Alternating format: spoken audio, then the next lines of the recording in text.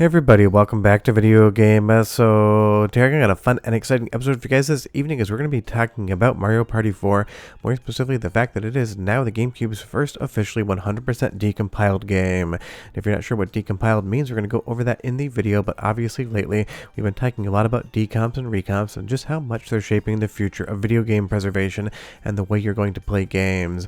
And honestly, Mario Party 4 is a great place to start just because the game is absolutely fun, and why the hell not? Before getting too far involved though, do me a huge favor, go down below, hit like and subscribe, and ring that notification bell. Definitely helps us out. And if you feel so inclined and want to support the channel, we got a Patreon link down below as well. But if you've noticed recently, there's been a lot of news on decompilation and recompilation projects. That's because there just has been. Suddenly, in like the last 6 to 12 months, this thing has absolutely been blowing up as a concept. Decompiling the source code of games and then recompiling it into a new platform. Now, there's more than one way to do this, and I'm going to explain exactly why. Just because this game is decomped right now doesn't mean you're going to be playing it on PC after you watch this video. But honestly, I love these projects because as good as software emulation and Dolphin is like I'm using here, it's going to be fun to get native PC ports of these games with all of the different enhancements we've already seen across some other titles that have come out. But let me explain exactly what this means when it's been decompiled. So back in the day when the developers at Hudson were making Mario Party 4, they wrote the source code, and when the game was complete, they went ahead and compiled it into the executable and other files that would be on the GameCube disk. The GameCube runs those files and you end up playing Mario Party 4, but the source code is not included on the disk because it's been compiled and it's not necessary.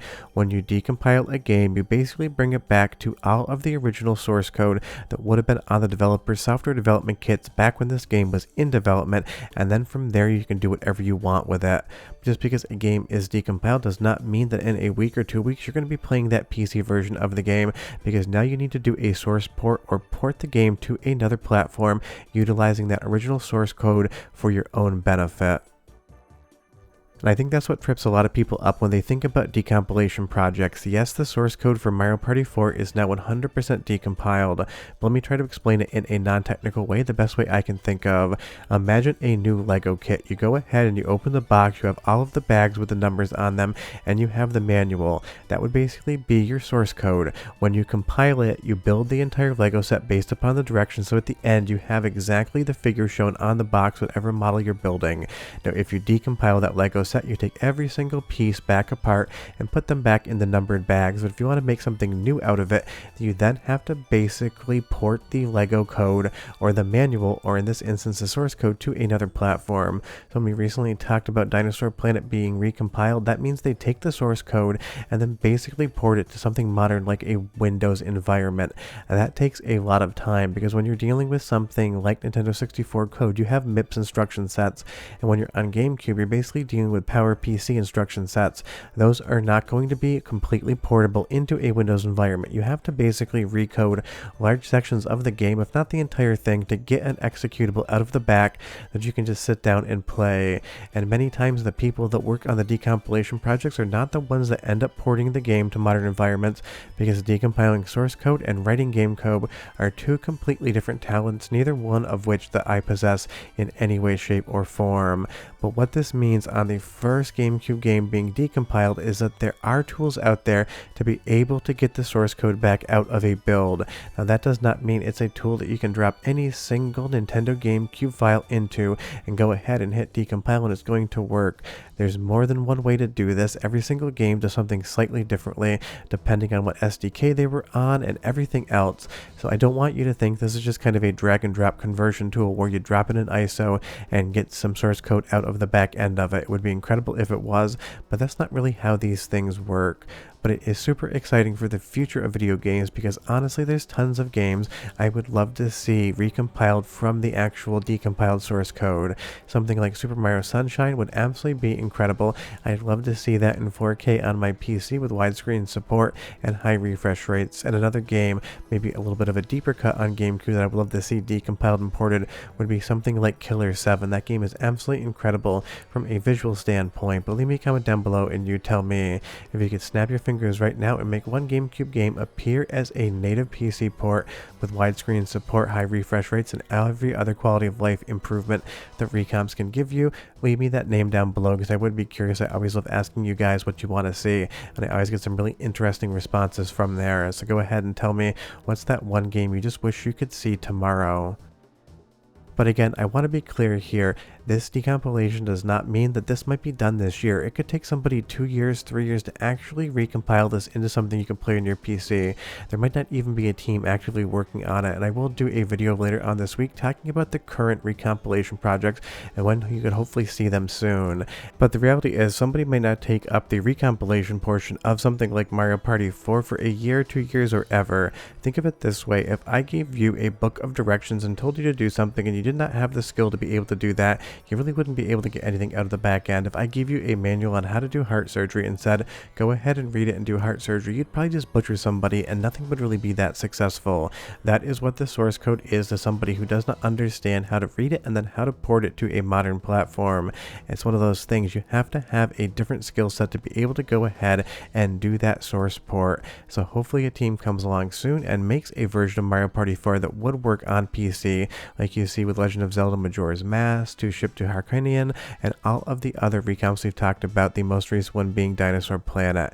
And basically it just means that someone out there has to love this game enough and also have the skill set to be able to go ahead and port it, because these aren't paid jobs whatsoever, they're labors of love. And basically every time you see a recomp come out, it's just somebody who absolutely loves that game, loves that hardware, and decided they were going to go ahead and make a PC version or a Mac version or a Linux version for you to go ahead and play. And sometimes with some of the actual recompilations we see, it's not that the source code has been decompiled, it's that it's leaked. There's two ways to get to the source code. One is decompiling the entire game, the other is hoping that it just ends up out there on the internet somewhere, because there's an entire tool set to work on being able to decompile these things.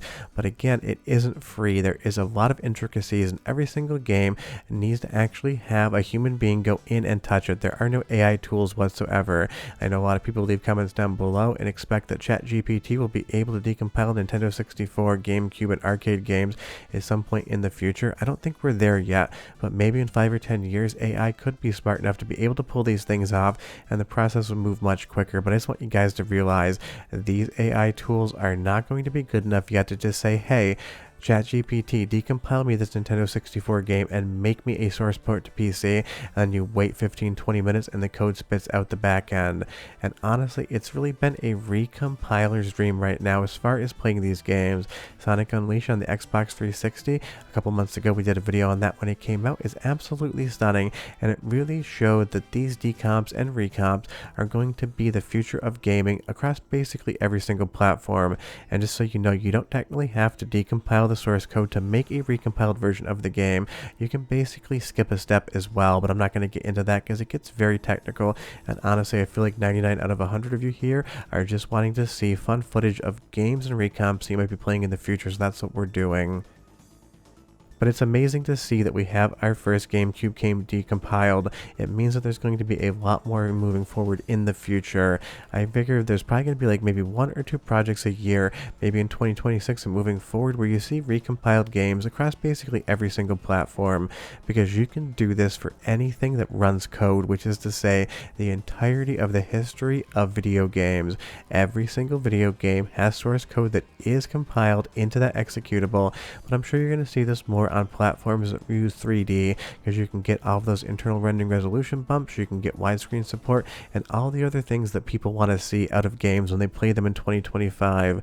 And honestly, this makes me very happy, because these modern games aren't just going to be fun for people to play that have nostalgia for them, they're also fun to play for people that have never actually taken a look at them, especially younger generations. If I gave my nephew something like Mario Party 4, he would probably think it looked a little bit old and wouldn't be that interested in it. But if I could show it to him at 4K 16:9 on his gaming TV in his bedroom, I think he would be a lot more excited for it, because it would look like a modern game. And honestly, I just think that's going to keep these games alive in public consciousness a lot longer, because we are not getting any younger. I turned a round number this year, but if you can take these games, make them look almost like modern releases, then I think people are going to play a lot more, because my nephews absolutely love The Legend of Zelda Breath of the Wild and otherwise, but they are not going to go back and sit in front of a Nintendo 64 and play something like Majora's Mask, it just looks too old to them and they basically just say it's ancient.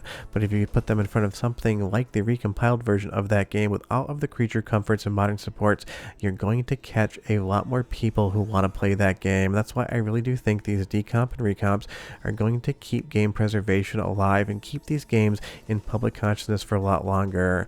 But that's just my opinion. Let me know down below. But we got our first GameCube decomp, and it's going to get exciting soon. Bye-bye.